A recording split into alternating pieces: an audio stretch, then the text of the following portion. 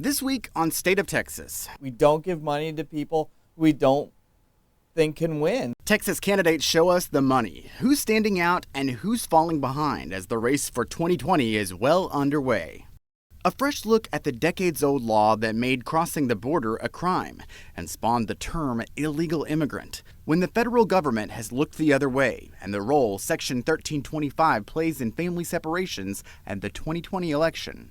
And looking to Texas for answers, what the CDC hopes to learn about HIV prevention in a state where tens of thousands who have it are undiagnosed.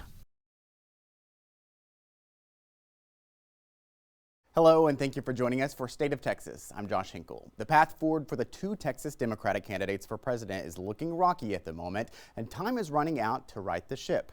Former San Antonio Mayor Julian Castro and former El Paso Congressman Beto O'Rourke will both take the stage to debate in Detroit later this month, but there are real questions about whether both will make it to the Houston debate in September. O'Rourke looks to be putting his chips on the early voting state of Iowa. He's launching 11 field offices there with 44 paid staffers. It's an expensive move. His hopes are to win big there in January and then gather most of his home state's delegates when we vote here in Texas in March.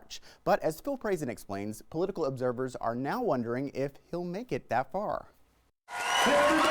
He's spending champagne on a beer budget. That's what O'Rourke's doing right now. He's got to figure a way to cut costs and also get more money. Second quarter fundraising documents filed with the Federal Election Commission show in the past 3 months, O'Rourke has spent more money than he's raised. So to stay alive, he needs to have another moment to win hearts and minds and money. He did that when he ran against Ted Cruz in Texas in 2018, with comments on kneeling for the national anthem. My short answer is no. I don't think it's disrespectful. But Brian Smith, professor at St. Edward's University, says it's more challenging now. It is hard to do because there's so many candidates out there, and it's going to be really hard for him to break out of the pack without shooting himself in the foot or seen as pandering too much. In the second quarter, O'Rourke raised $3.6 million, but spent $5.3 million. In total, he has $5.2 million left in the bank. Julian Castro, for his part, raised $2.8 million in the last 3 months, spent $2.3 million, and has $1.1 million left in his account. Yes, Castro had a breakout night last debate, but Smith says he's going to need another one to survive. We're starting to see a separation between 5 or 6 candidates at the very top and then the rest of the field. And when candidates realize they can't raise any more money, when they've asked all their friends and they've given the max, then it's time to drop out. Phil Prazen for State of Texas.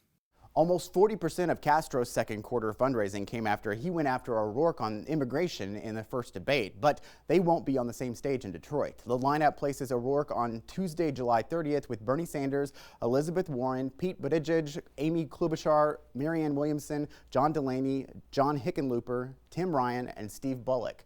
On Wednesday, July 31st, Castro will be on stage with Joe Biden, Kamala Harris, Andrew Yang, Cory Booker, Jay Inslee, Kristen Gillibrand, Tulsi Gabbard, Michael Benet, and Bill de Blasio. The third debate will be in Houston September 12th and 13th, a home game for these two if they both make it that far. The rules for Houston are stricter than previous debates. To qualify in Miami and Detroit, the candidates needed 65,000 donors and register at least 1% on 3 national polls. For Houston, they need 130,000 donors, and they have to register at least 2% of support in 4 national polls.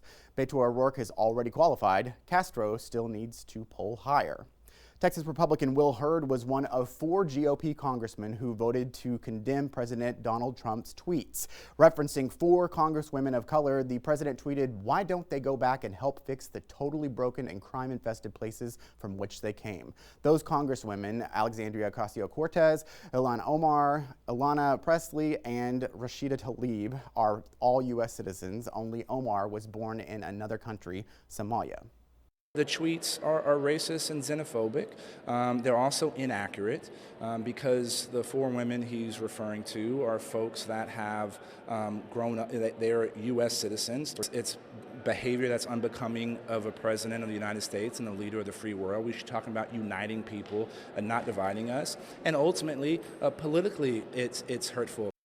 The president's tweets also drew criticism from 3 other GOP Texas congressmen. Congressman Chip Roy tweeted, "The president was wrong to say any American citizen, whether in Congress or not, has any home besides the U.S., but I just as strongly believe non-citizens who abuse our immigration laws should be sent home immediately, and reps who refuse to defend America should be sent home 11/2020." Congressman Pete Olson tweeted, "The tweet President Trump posted over the weekend about fellow members of Congress are not reflective of the values of the 1 million plus people in Texas 22. We are proud to be the most diverse congressional district in America. I urge our president immediately to disavow his comments." Congressman Ron Wright issued a statement saying, in part, "As a conservative Republican, I disagree with these 4 colleagues on a great many issues, but telling them to leave the country because I disagree with them is not a solution. It, in fact, invites more political acrimony." Texas is sending another 1,000 National Guard soldiers to the border to join 2,000 National Guard troops already on the ground. The move comes as the Pentagon prepares to send another 2,100 active duty troops to join the 2,500 who are already there. Texas Congressman Lloyd Doggett is one of dozens of Democrats threatening to blow up a new trade deal that replaces NAFTA. Doggett says one provision of the USMCA protects big drug companies against cheaper generic versions of their drugs and would limit lawmakers' power to lower prescription prices. It's all about limiting competition and protecting monopoly rights, and that's what causes these prices to go up so much. Democrats wrote a letter to U.S. Trade Representative Robert Lighthizer. They say if the provision stays in the USMCA, they'll vote to kill the deal. That puts the president in a pickle. Either get rid of the provision and risk having to renegotiate the deal, or keep it and risk it not passing in Congress. Texas Republican Senator John Cornyn says there's not a lot of time left to get Democrats on board. Because once it comes from the White House, then it's on a 90-day fast track, and it can't be amended by Congress. Governor Greg Abbott signed the Born Alive Act into law Thursday. This law defends the sanctity of life and creates civil and criminal penalties for infanticide in Texas.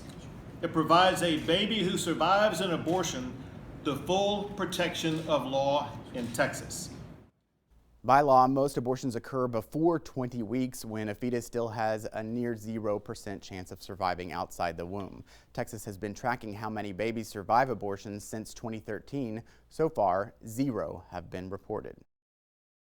Coming up on State of Texas, Democrats going all in to try to turn Texas blue in 2020. Republicans going to great lengths to make sure it stays red, both raising lots of green. Just ahead, new insight into key races from the candidates' campaign finance filings.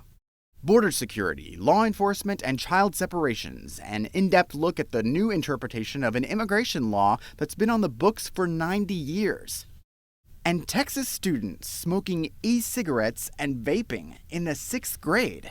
The program teachers across the state are now rolling out in our elementary schools.